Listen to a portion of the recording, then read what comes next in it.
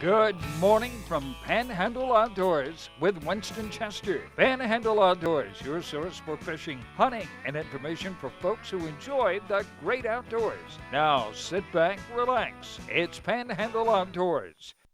Good morning, folks. Welcome to Panhandle Outdoors. I'm Winston Chester. Glad you're here today. We've got a big show lined up, but first, our weather brought to us by Haney Technical Center at the corner of Baldwin and Highway 77. High today is going to be 87 degrees again. It's going to be hot, low 74. Now, the water temperature dropped down to 77, dropped one more degree from yesterday. 8 days ago, today, June 22nd, on the 14th, it was actually 87 degrees. That's a big drop, 10 degrees.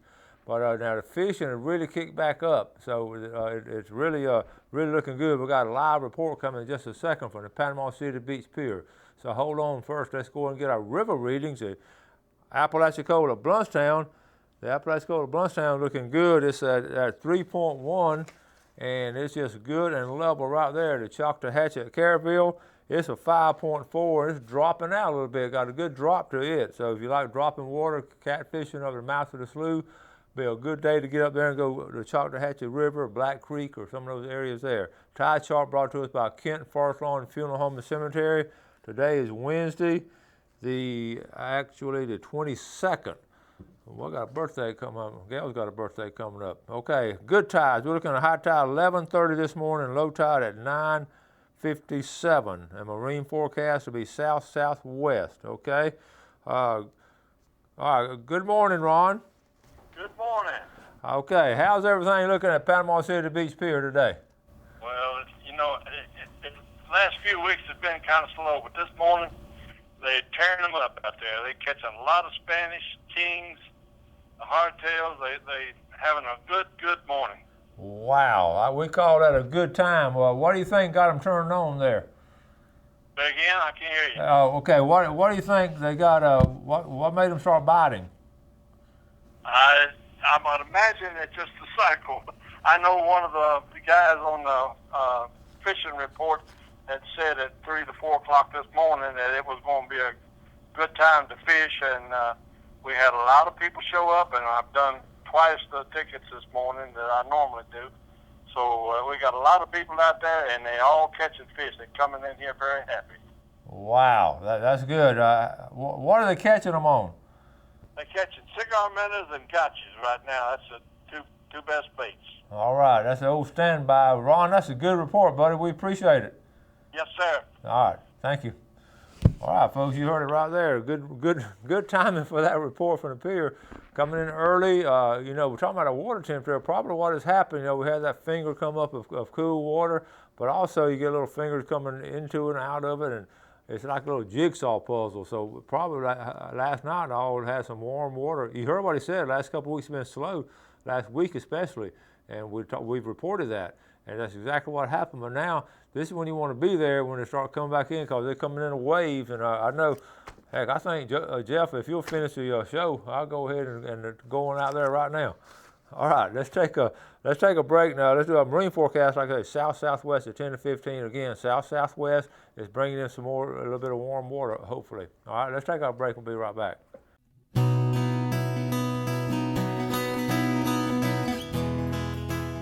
All right, welcome back, folks. I was looking yesterday's time. If you heard me, it was right yesterday's fishing time. It was right around 4 o'clock, 3:30 a.m. That's exactly when I started catching them. So you can sneeze at these fishing game times if you want to, but they're not 100%, but they're really close. I really believe in these fishing game times, so that's why we'll give them to you every day. That's a classic case right there when it came in. All right, now I want to show you this one picture here. Check this out. Are you hungry for breakfast? How about some shrimp for breakfast? This is our picture of the last mess of fish, that last mess of shrimp we cooked. And I want to talk about Barron's barbecue shrimp marinade. This is what would be delicious. I want to just tell you some places you can buy it from. Tarpon Dock Seafood. This is one of our big sponsors now. They got it down there. You want to ask for Barron's shrimp marinade. Okay, Tarpon Dock has it. The Winn-Dixie over in Parker. Let's see, the Winn-Dixie in Panama City. Panama City Marina. Okay, they got some down in Panama City Marina. The Piggly Wiggly in Apalachicola. Let's see. 13 Mile Brand Seafood in Apalachicola. Good folks down there. Blue Water Outriggers right there in St. Joe. Buddy Gandy Seafood here in St. Andrew. Over in Destin at Destin Seafood Market. Callaway at Real Time Seafood Fishers.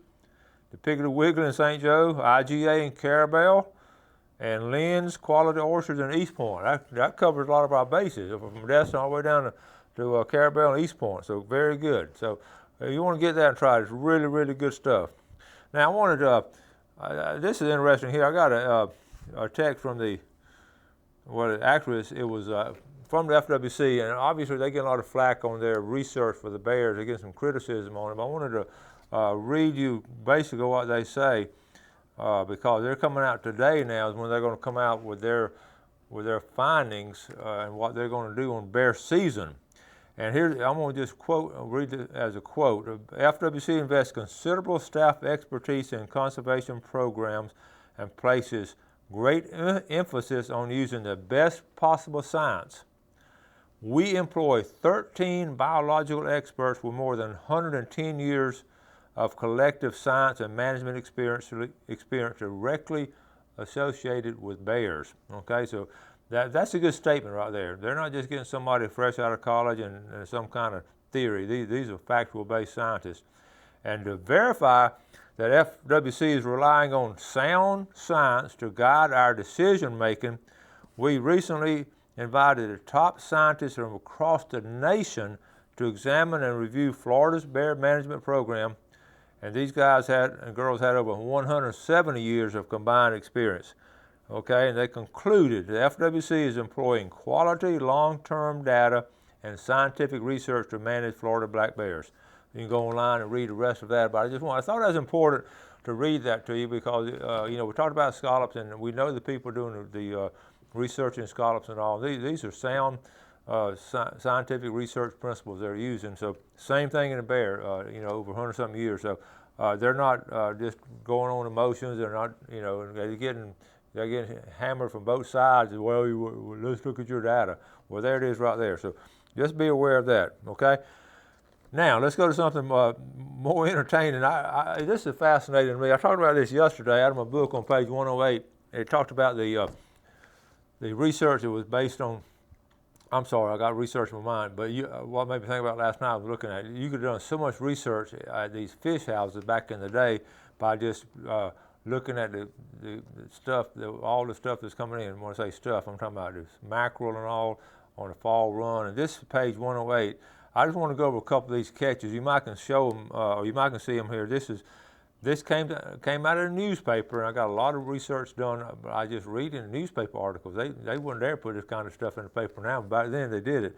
So in October 1920, here in Panama City, October 9th, Hardy Sowell, he caught 4,562 pounds of mackerel, and Kane, H.C. Kane over there, that's the old Phillips Inlet family, one of the original families, the Kane family. They caught 5,934 pounds, okay? But I'm gonna go, some of these are more interesting. Henry Gaynor, the African-American families, they fish a lot over there. Henry Gaynor, J.P. Gaynor, you see all of the mackerel they caught. J.P. Gaynor caught 7,004. I've circled these last night so you can see them.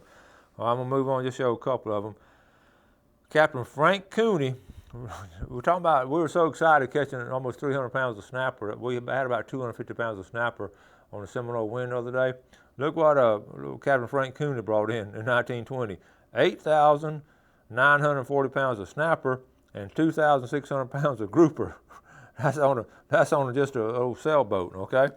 October 5th, the Williams brothers brought in 6,995 pounds of mackerel and 16 pounds of pompano. I guess I don't know how to call it 16 pounds of pompano. Just a couple more that I thought you would enjoy. The Fanny B, I read a lot about that boat. Captain Sweeney brought in 1,000 pounds of snapper and 1,000 pounds of grouper. Okay, and let's see, one more here. Look on, this is all the same week within 3 or 4 days. That's October 9th. Obviously, we're in a fall run. The Williams brothers, right there in the middle of the page, Williams brothers brought in 23,000 pounds of mackerel. Is that amazing? And look at old Hawk Massolina. He just went out there on his own little boat, brought in 461 pounds. Okay, and that week, October 10th, on that particular day, I counted over 20,000 pounds. That little group right there had over 20,000 pounds of mackerel coming in here to the fish market, okay? And this was an article right here. They paid out $15,000. Now, 1920, $15,000 was a lot of money, and that's just for 1 week they paid out. It was fascinating to me. That was the C.J. Bryan Fish Company. Everything's going in there. So I've got a video coming up. We're going to take a break and come back and talk about the fish houses. I will be right back.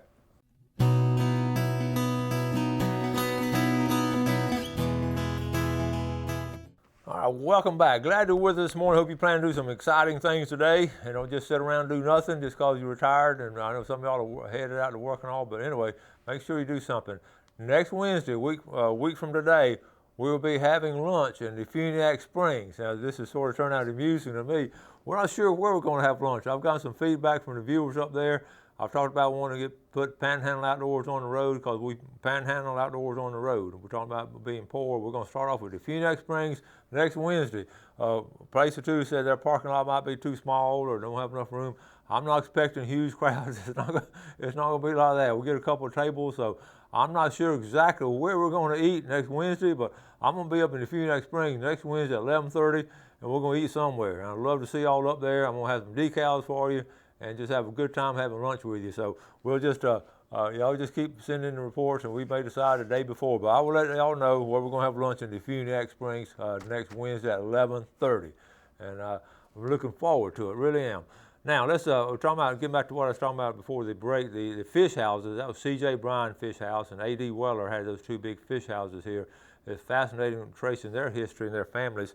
And what happened, in fact, I got to talk to C.J. Bryan's daughter. We drove to Jacksonville on a Saturday and interviewed her. She was 88 years at that time, 88 years old. And of course, since then she's passed away. But it's so nice to have interviewed her and got the feeling of that. But the fish houses were critical to obviously to getting the fish in and putting them on the rails and getting the fish out of here good and fresh. And I was always fascinated with fish houses, and we still have them in the tarpon docks, and I've got a little video coming up. This is Mel Miller's place out here at Captain Anderson's. They've been cleaning fish there a long time. A lot of y'all may know Mel Miller, great guy. I had a daughter, Kristen, in my class a good while back, and she works at tarpon dock now. All these guys get along good and helping each other out, but it's fascinating on a Saturday afternoon if you want to see some excitement. Go out there about 4-ish, 4:30, around 5 when those boats were coming in, everybody getting off those boats. And, you know, people used to make that a big deal to just go watch people coming off the boats with the fish. But then watch them get in line at the fish house right there on the dock, and they're running around. I mean, it's like a Chinese fire drill. They're running around and all. And Mel's got about 8 or 9 guys working and ladies working in that fish house, just constantly cleaning fish. So I just had my camera with me, so I was going to stand at the door because I didn't want to get in the way. And Mel motioned for me to come on in, and I went right in the middle of them, and I sort of walked around and all. So I got a video, and Mel's in it. But also at the end of the video, you see a big old lionfish. He's starting to see those on a regular basis. But again, one of the guys that gotten hit by a lionfish earlier, he said it really, really hurt. So this is just a good synopsis and a good view of what goes on along the waterfront. When all the boats coming in, I couldn't help but envision back in those old days when all those boats coming in, how all the people employed and cleaning those fish and all. So I love going and seeing that, and watch how quick they do it. Okay, Jeff, let's roll this video. Hey, dude!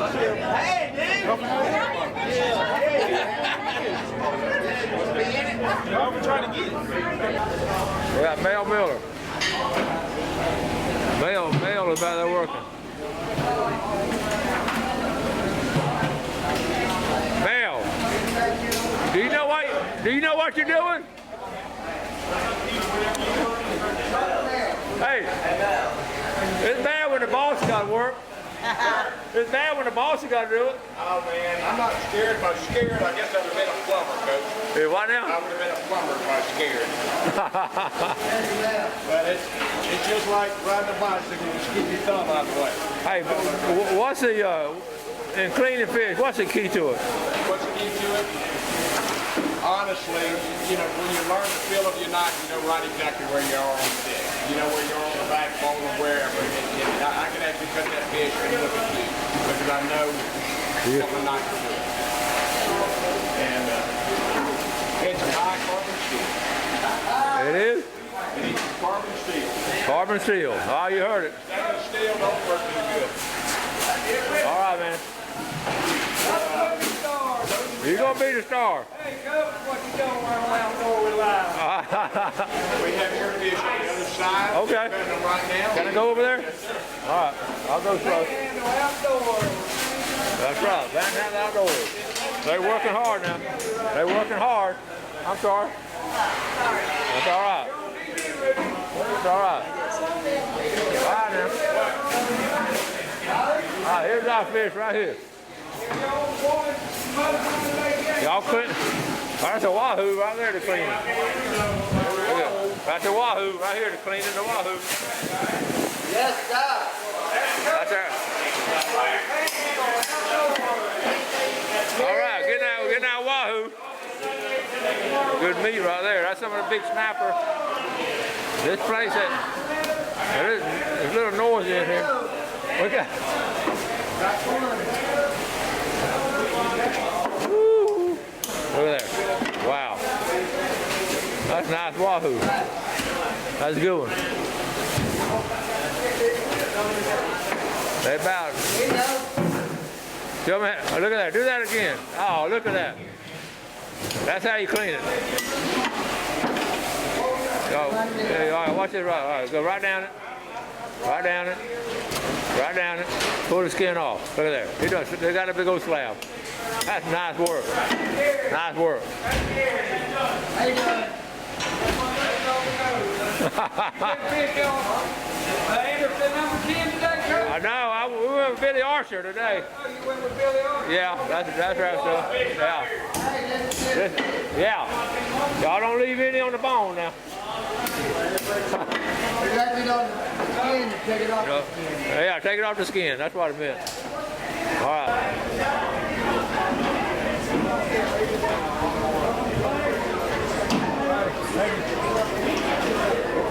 You're all right. You're all right. Every day we'll see one, somebody will catch one on a hook and line. It's usually this big or bigger, you know. Isn't that something? When you open them up, what have they been eating? Really haven't paid much attention to the inside of the belly or there, but when do y'all catch him over? 6 minutes? 6 minutes. But he's got those spines right there that like, yeah. That'll poke you in your hand and go pop. Yep. Tell me about it, Logan. Look, did you really? Did you really? Okay, all right. Logan got stuck by one and lived through it. Oh, I hear it's painful. Hey, drink a little Fireball and it's good. Yeah. That's a nice snapper. I think that last one's it. That's the biggest one. All right, welcome back. Hope you see how busy everything is. Everybody's bouncing around. It's really fun to watch and all. So if you get a chance to get out there, don't have anything to do on a Saturday afternoon, this time of year, run out there, just watch things. You might be able to get some fresh seafood. I know Mel's got a seafood place over in Boniface too. Okay, now Barron's barbecue shrimp marinade sauce.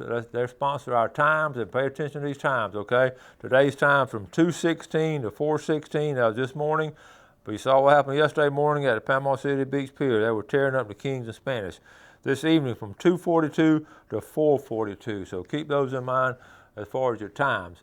One thing I also talked about yesterday, I told you I'll talk more about it today. A lot of times I enjoy carrying things over next day. I can talk more of it in detail. One of them was, of course, the fish house catches in 1920, and also the nicknames of the schools in relation to the outdoors. That's how I tie this into outdoor activity. Back in the day, I mentioned the Carabel Panthers and Apalachicola Sharks. That's what got me started on it.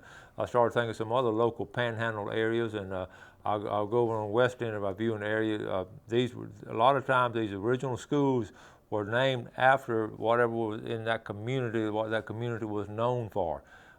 Bay High tornadoes. Obviously, when they built Bay High, obviously we had a lot of tornadoes. We don't have a lot of tornadoes here in Panama City compared to other places, but that's how Bay High tornadoes came, of course.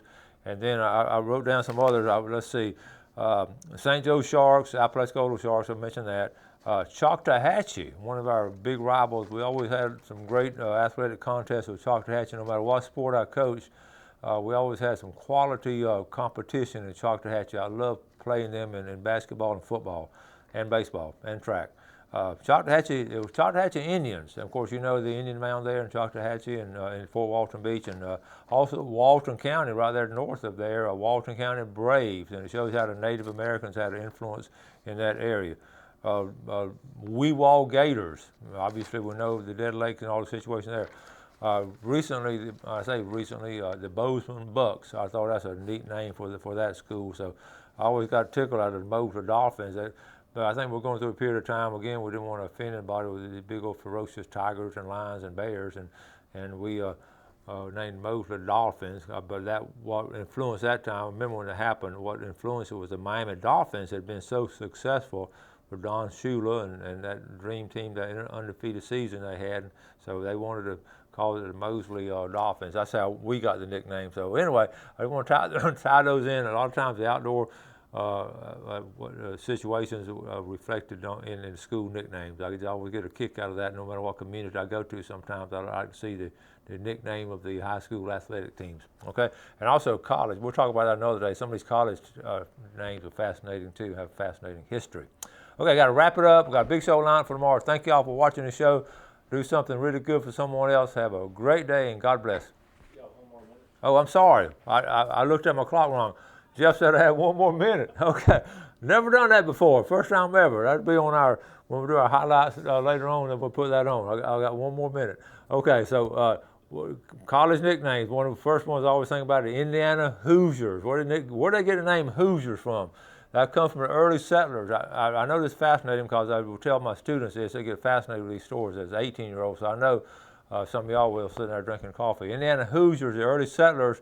Indiana one time was a western front of the American movement west. Indiana was, and people would come up and they'd build their log cabins and farms and all, and other people would just be coming up way out in the woods and all, and they would holler, "Who's there?" And later on, they would just hear people holler all throughout the woods of Indiana, "Who's there?" And it turned into Hoosier.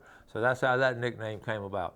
Got a bunch more too. I'll just tell you about later. But now I'm looking at the clock, and we're on time now. So you do something good for your fellow man. Have a great day, and God bless. Thanks for joining us for Panhandle Outdoors with Winston Chester. Panhandle Outdoors features hunting, fishing, and other activities and information to help you enjoy the great outdoors. Join us next time for Panhandle Outdoors.